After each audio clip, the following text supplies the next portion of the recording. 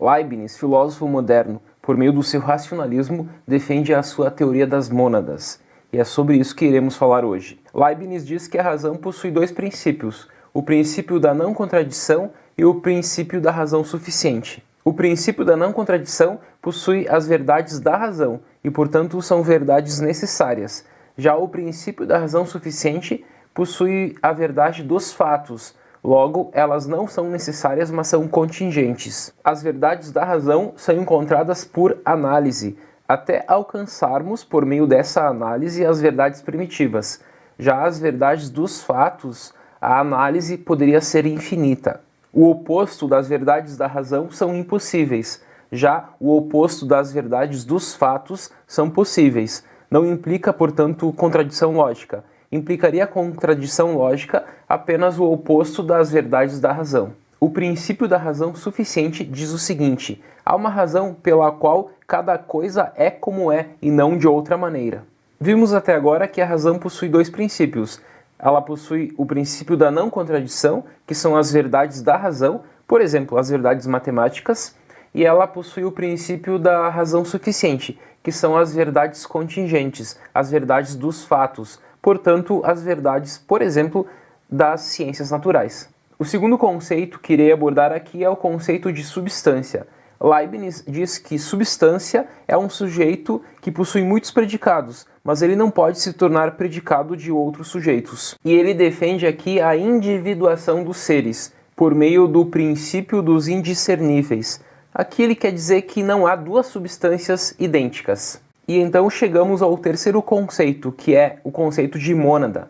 Mônada é uma substância simples. Diz Leibniz que o universo é composto de substâncias, e a substância é simples, individual, infinita, indivisível, sem parte, sem tamanho, sem forma, sem extensão. E isso tudo é resumido no conceito mônada. Leibniz supera com isso o dualismo cartesiano, o dualismo res cogitans e res extensa de Descartes, e nos mostra a mutação do mundo. Partindo da tese de que as mônadas são imateriais e incorpóreas, Leibniz critica Descartes não aceitando a substancialidade da extensão. Diz Leibniz que cada mônada reflete em si a totalidade do mundo. Cada mônada contém uma completa representação de todo o universo, no seu estado passado, presente e futuro. Diz ele também que tudo é dotado de vida. Desta forma, ele descarta o mecanicismo e ele defende o biologismo. Lembrando que Descartes era mecanicista, Leibniz não é mecanicista, é biologista. A mônada não explica o princípio da causalidade, do mecanicismo, mas da finalidade, do biologismo. As mônadas são consideradas os átomos da natureza. Tudo o que há é composto por mônadas. Porém, cada mônada é distinguível das outras pelo seu princípio interno. Leibniz não é um físico, não trata dos átomos. Ele é um autor metafísico, trata das mônadas. Se o átomo remete à física, a mônada remete à metafísica. Citarei agora aqui alguns trechos da introdução da obra A Monadologia e outros textos de Leibniz. A introdução, então, foi escrita por Fernando Luiz Barreto Galas e Souza. Destacarei aqui alguns trechos, portanto. Começamos falando sobre o próprio conceito de mônada. Mônadas são os átomos reais da natureza ou elementos das coisas. E já que as mônadas não possuem partes, portanto não ocupam lugar no espaço, não têm tamanho, forma ou tampouco são passíveis de divisibilidade. No senso comum, formar ou destruir algo envolve, respectivamente, juntar ou organizar as partes ou separá-las. Como as mônadas não possuem partes, não podem ser formadas, tampouco destruídas. Podem tão somente vir a existir por criação e deixar de existir por aniquilação. Pelas mesmas razões, disso decorre que as mônadas não podem causar mudanças entre si. Não há nada que uma entidade não espacial possa fazer a outra. Lembrando aqui que a mônada não possui corpo. Continua ele. Todavia, as mônadas devem possuir qualidades, pois, do contrário, não seriam coisas. E já que existe uma variedade de coisas no mundo, elas devem diferir entre si exatamente em qualidades. As diferenças que constituem a variedade devem estar nas próprias substâncias simples, pois nenhuma associação de coisas exatamente similares poderia produzir qualquer diferença. Cada mônada muda continuamente e, já que a mudança não pode ser causada por uma fonte externa, deve ter origem em um princípio interno. Mudanças envolvem multiplicidade.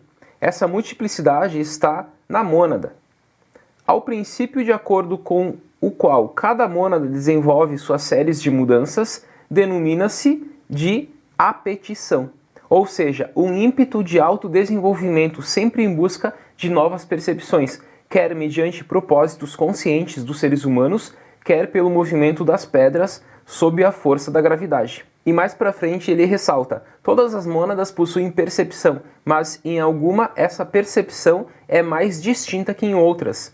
As mônadas para as quais a denominação alma é inadequada são chamadas mônadas nuas, e suas percepções são confusas e indistintas. Tanto homens como animais têm memória e formam associações entre percepções presentes e passadas. Isso conduz animais e homens, na maioria de suas ações, a formar expectativas e, por conseguinte, a ajustar suas ações, mas apenas os seres humanos podem ajustar seu comportamento em bases racionais.